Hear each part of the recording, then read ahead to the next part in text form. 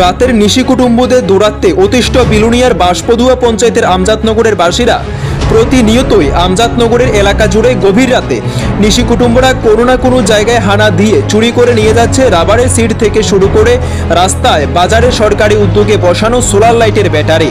Solar লাইটের ব্যাটারিগুলিকে চোরের হাত থেকে রক্ষা করার জন্য আমজাদনগরের বাজারের লোকজনেরা বাজার শেষ হবার পর বাজারে থাকা সোলার লাইটের ব্যাটারি খুলে রেখে দেয় দোকানে এবং লোকনাথ মন্দিরে, যাতে চুরি না হয়।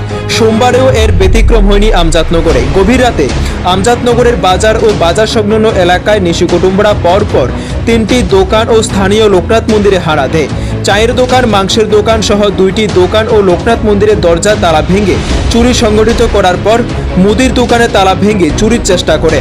চায়ের দোকান ও লোকনাথ মন্দিরে ছিল সোলার লাইটের ব্যাটারি। এই ব্যাটারিগুলো নিশি কুটুম্বরা চুরি করে নিয়ে যায়। শুধু ব্যাটারি না, পোল্ট্রি মোরগের দোকানে তালা ভেঙে পোল্ট্রি মোরগও নিয়ে যায়। সোমবার গভীর রাতে চুরির পর কয়েকটি দোকানে চুরির ঘটনায় চাঞ্চল্যের পাশাপাশি পুলিশের ভূমিকা নিয়ে ক্ষোভ প্রকাশ করে এলাকার মানুষজনেরা।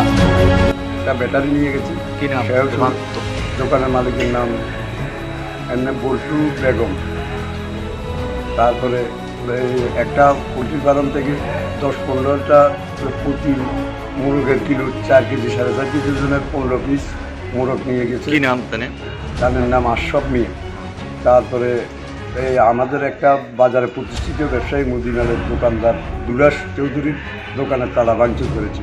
এইভাবে হচ্ছে চোরের যে কর্মকাণ্ড, তার থেকে বাঁচার জন্য আমরা এলাকাবাসীর তরফ থেকে আমরা পুলিশ প্রশাসনের কাছে আমজাদনগরের প্রতি দৃষ্টি আকর্ষণ করতে চাই, যেহেতু চোরের দল ইমিডিয়েটলি ধরা পড়ে এবং কঠোরভাবে তাদের সরকারিভাবে জেল জরিমানা করা হয়। আপনার নাম? আমার নাম বিকাশ মজুমদার। এলাকার লোকজনদের অভিমত, আমজাদনগর এলাকা কাঁটাতারের সীমান্তবর্তী হবার সুবাদে বিভিন্ন অবৈধ নেশা কারবারি ও নেশাখোরদের এক প্রকার আস্তানা। বহুবার পুলিশ প্রশাসনের দ্বারস্থ হবার পরও কোনো কিছু হয়নি।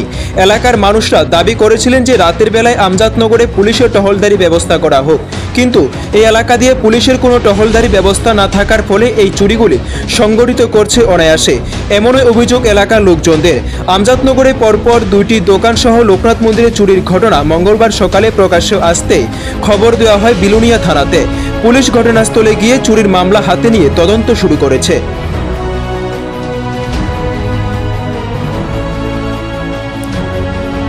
বিলুনিয়া থেকে নিজস্ব প্রতিনিধির রিপোর্ট, ত্রিপুরা বার্তা।